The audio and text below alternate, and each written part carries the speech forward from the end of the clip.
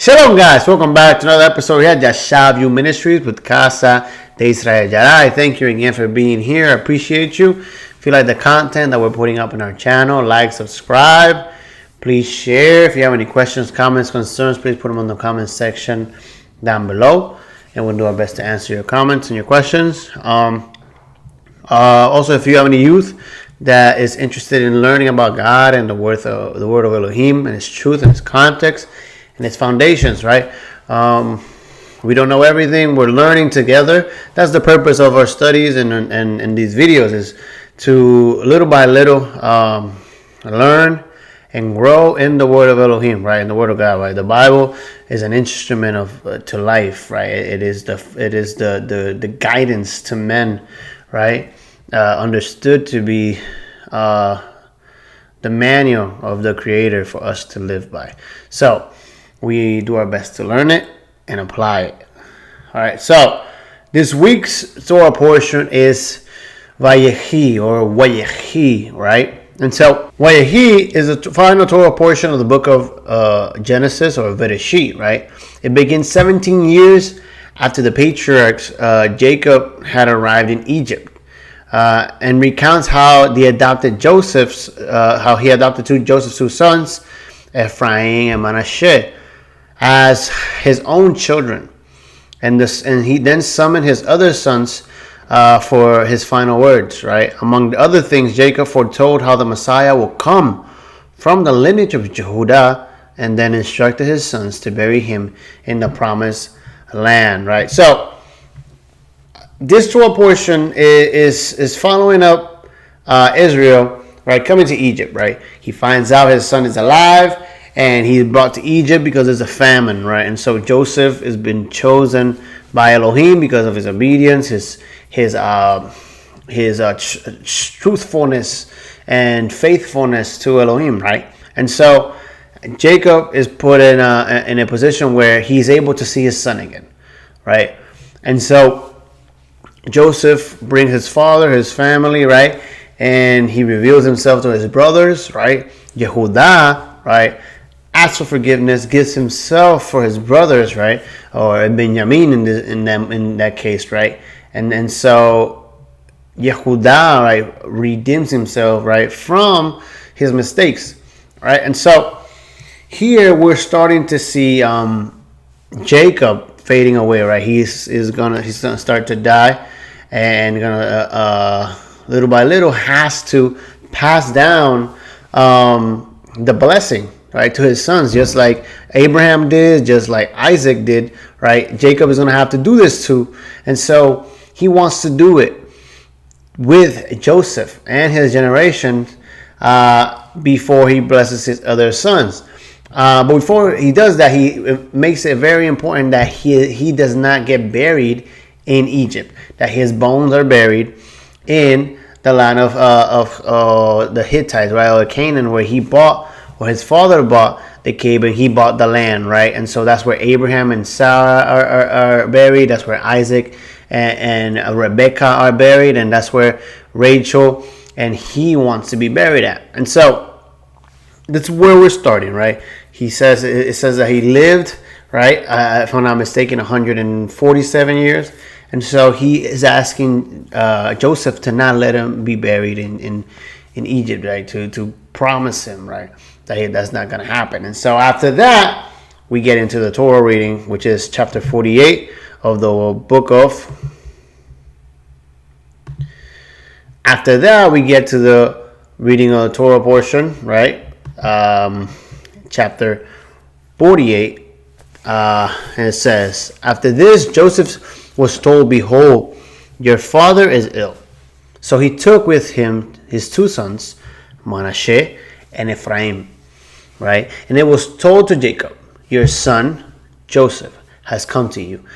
Then Israel summoned his strength and sat up in bed. And Jacob said to Joseph, Elohim Almighty appeared to me in Luz, in the land of Canaan, and blessed me, and said to me, behold, I will make you fruitful and multiply you. I will make you a company of people, and I will give this land to your offspring, Manasseh, after you, for an everlasting possession. And now your two sons, who were born to you in the land of Egypt before I came to Egypt are mine, right? So now he's adopting Joseph's two sons, right? Ephraim and Manasseh shall be mine, and as Reuben and Simeon are mine.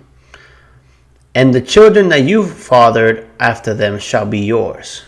They shall be called by the name of their brothers in their inheritance.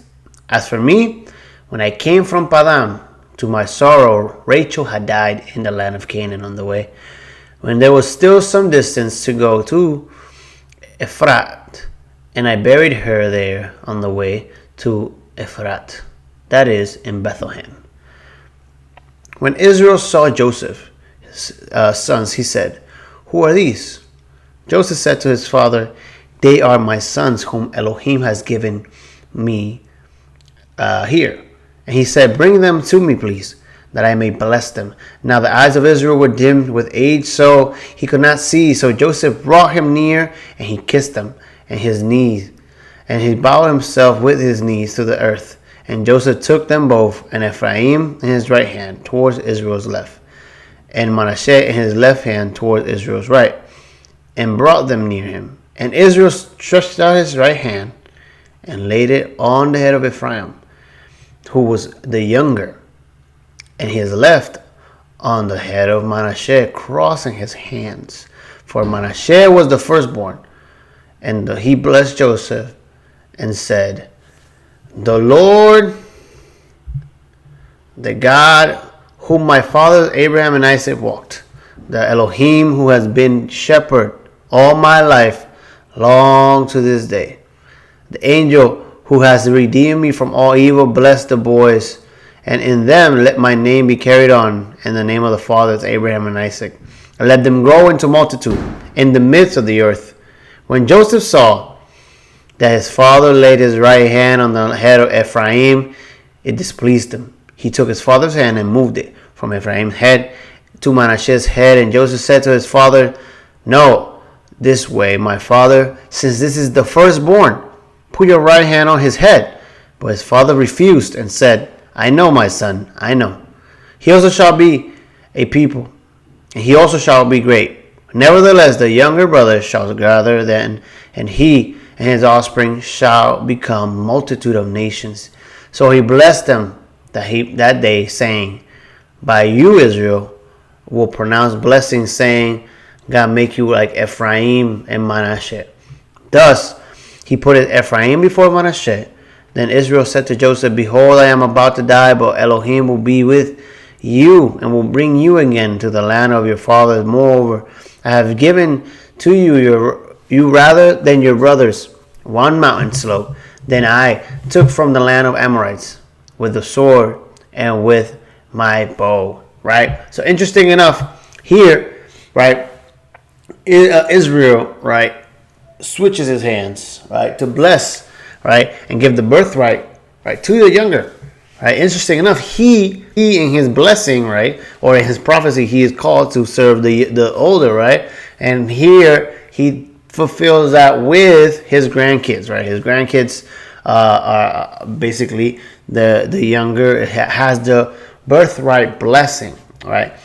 So when Joseph brought Ephraim and Manasseh to his father for a blessing, Jacob told his grandchildren, right, like we just saw, that you will be counted just as my own children, right? So this is why they are counted in the 12 tribes. Joseph then places Manasseh, his firstborn, opposite of Jacob's hand, right, and Ephraim opposite of the left. But Jacob deliberately crossed his hands and put his right hand on Ephraim, right? And so the younger ahead of the older, right? And then he proceeded to bless the sons, right? When Joseph saw this, he was displeased, right? So we saw that Joseph was not happy with how his father did this, right? The tribe of Ephraim, later defined with the house of Joseph in the scriptures, right? It later geographically controlled the earliest centers of worship in the promised land, right? Shechem, Shiloh. When the ark was removed from Shiloh to Jerusalem during the time of King David, seeds of animosity were sown in Ephraim and grew jealously of Judah's growing influence, right? After the death of King Solomon, the civil war caused the United Kingdom to be split, in two main groups: the 10 northern tribes led by Jeroboam and Ephraim, and Ephraimite, who established the rule of Shechem, and the two southern tribes of Judah and Benjamin.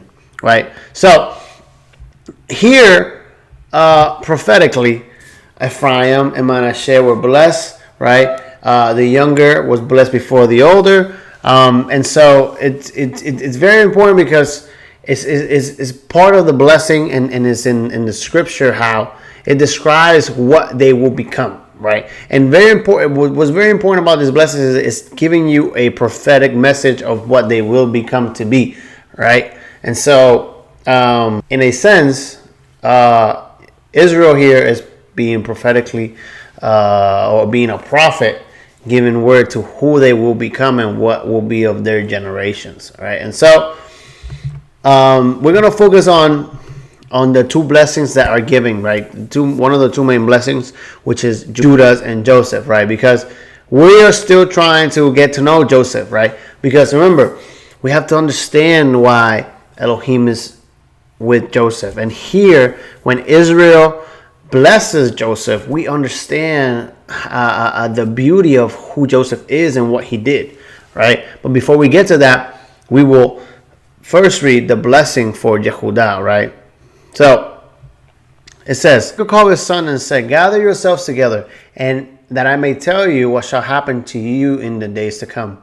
Right? "Assemble and listen, O sons of Jacob. Listen to Israel, your father. Reuben, you are my firstborn, my might, my first fruits of my strength, preeminent in dignity and preeminent in power, unstable as water.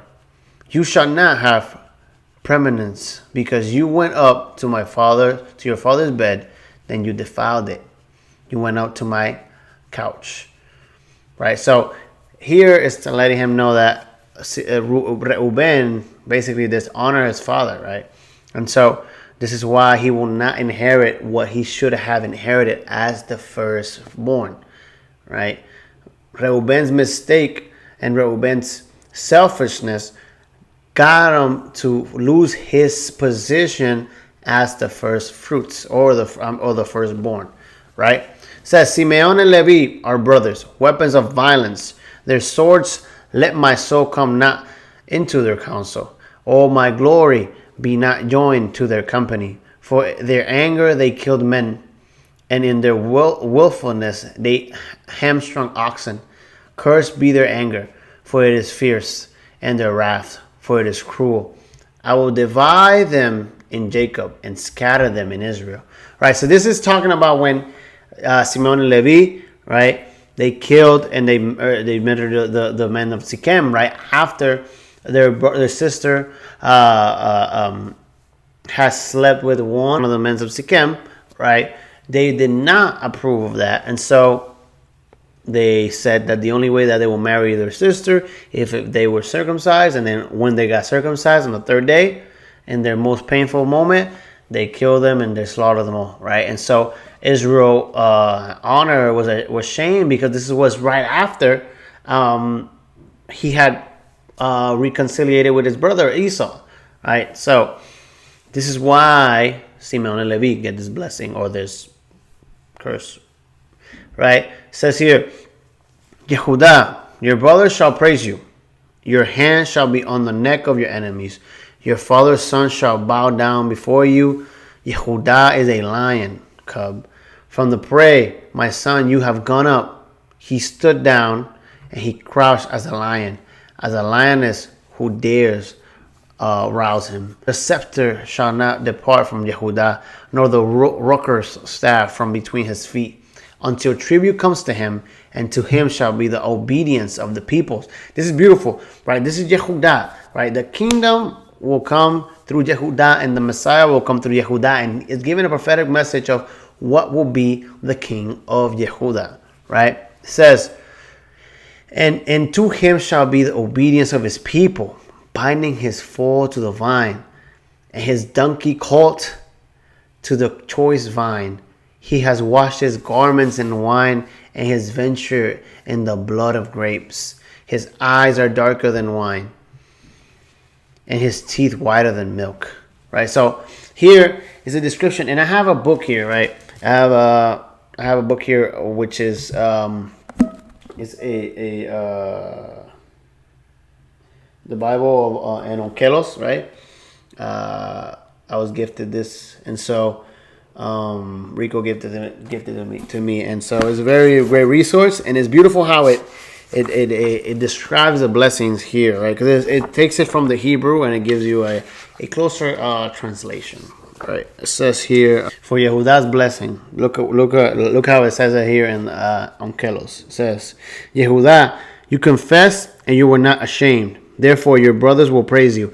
Right. So here is giving you something that is not in the translation in the English. Right. So here's from Hebrew. Right. So here is saying the blessing says you confess and were not ashamed. Right. So it's describing when Yehuda, right now, right, when he presents himself to Joseph, right, and he has to confess, he has to put himself out there and give his life for his brothers, because he did not do it before, and because of his ignorance, Joseph was thought to be dead, and his father has suffered all these years just because they were jealous of who Joseph was going to become regardless, right?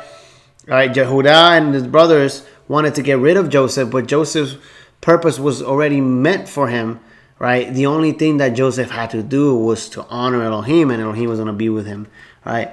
That whole way, right? It says, therefore your brothers will praise you, your hand will prevail against your enemies, your adversaries will be broken. They will turn their back before you. The sons of your father will become before you to seek for peace. There will be dominion in the beginning and in the end. A king will be raised from the house of Judah, because from the sentence of death, my son, you withdrew yourself. That is beautiful, because it's very prophetic to Yeshua, right? Yeshua is from the tribe of Yehudah, and it says here, because from the sentence of death, my son, you withdrew yourself, right? He will rest and dwell in strength as a lion, and as a lioness, there is no kingdom that would excite him. A ruler will never depart from the house of Judah, nor a teacher from his children forever, until the Messiah comes. For the kingdom is his, and the nations will obey him. He will lead Israel around his cities. They will build his temple. The righteous will be around him, and will carry out the law by studying with him. Let his remnant be of fine purple, and his outer garments be comprised of wool, crimson, and multi-colors. His mountains will be red with his vineyards, and his vats will overflow with wine. His valleys will be white with grain and with flocks of sheep. Right. So this is the blessing for Yehudah, right? And it's very prophetic to Messiah, right? And it's beautiful because it gives you a glimpse to what Jesus, right, Yeshua, is called to be and has accomplished. Okay. Now, I'm going to read from here, right? I was going to read it from the English, but I'm going to read it from here because it's very beautiful how it describes the blessing for Joseph, and it gives us an understanding of why Joseph is chosen, right? Because that's, at least for my youth, that's what I'm trying to teach, at least for this year's Torah portion cycles, right? We're trying to understand the qualities of a man and a woman that Elohim is looking for, right? What is God looking for? Because people read the Bible and they cannot find a way to connect with it, right? You read these stories and you're like, what does that have to do with me? But the moral and the how do you say that? The message, the lesson, right?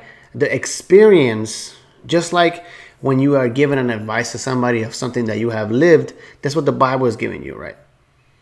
Right. The moral teaching and the experience that they're having teaches you something that you can apply today.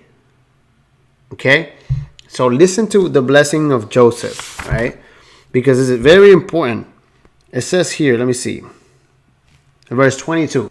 So it says, my son who will be numerous is Joseph. My son who will be blessed like a vine that is planted by a spring of water.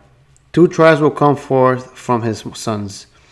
They will receive a portion and an inheritance. They were embittered with him and took vengeance upon him, a mighty man, and his opponents oppressed him. Right? So he's talking about Joseph now. His prophecy was fulfilled, literally returned. Regarding them, because he observed the Torah in secret and placed his trust in the divine power. Now let's see what it says here. Right? It says here, verse 22 says, Joseph is fruitful by a spring. His branches run over the wall. The archers and bitterly attacked him, shot at him, and harassed him severely. Yet his bow remained unmoved. His arms were made agile by the hands of the mighty one of Jacob. From there is the shepherd and the stone of Israel. Right. So here in the Hebrew translation, right, it tells us that it says here that Joseph, right, one of the biggest qualities that Joseph had, right, because once you understand this sentence here, you will understand everything that comes after this, right? Because it's very important. We need to pay attention. It says here, Joseph says, his prophecy was fulfilled literally regarding them because he observed the Torah in secret and placed his trust in the divine power. Therefore, because he did that, because he applied the Torah, right? And the Torah is instruction. The instruction is doing the will of God, right? If God tells you this is what I want to do, that's an instruction, right? The Torah is built on a lot of things that God told humanity, mainly Israel, but through Israel, it was supposed to be spread out to the world, right? So he told humanity in his word what he wanted. And Joseph, before there was a Torah, he fulfilled it, and he trusted in the power of Elohim. And because he did that, this is what comes after that. Therefore, gold was cast in his arms. He took possession of the kingdom and became mighty.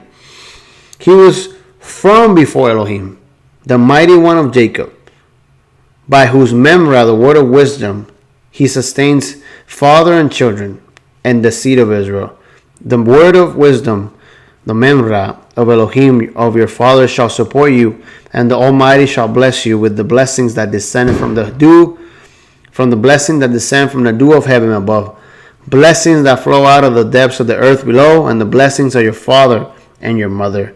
The blessing of your father will be added to the blessings with which my ancestors blessed me, the things that the great one of the world desired. All of these will be upon the head of Joseph, and the man distinguished from his brothers,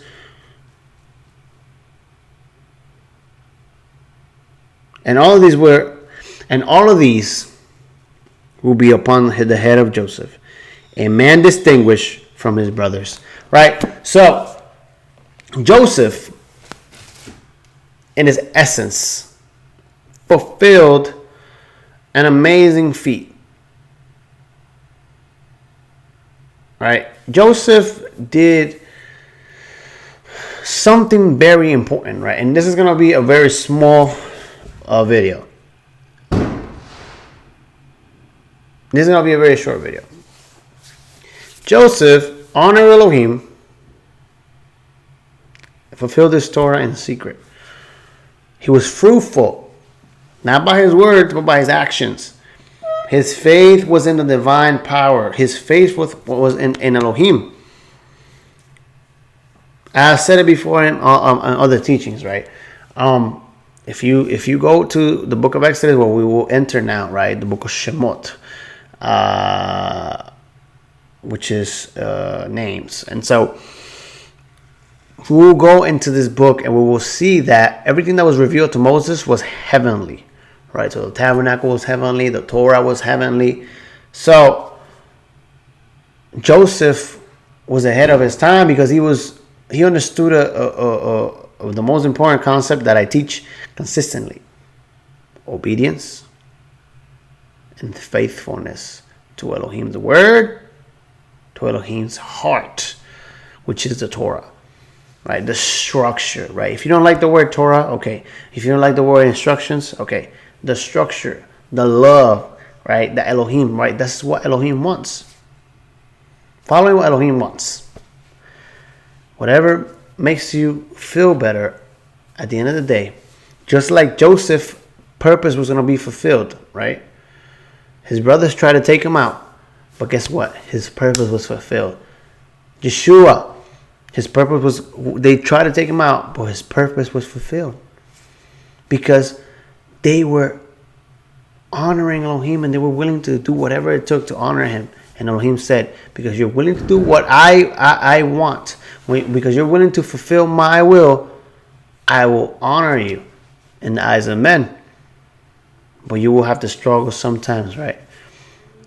But if you stay faithful to me, I'll be with you every step of the way. Just like he was there for Joseph, just like he was there with Moses, just like he was there with Abraham, Isaac, Jacob, Yeshua, right? So if he was there with them, why wouldn't he be there with us? The only thing we have to understand is we have to honor Elohim in everything we do. And he'll be there for us. Okay? So, with that being said, have a great week. Shavua Tov. Shabbat Shalom. Study Elohim's heart. Trust me. God wants something from you. It's to follow his word, his Torah, and get to know him and his will at all times. Shalom.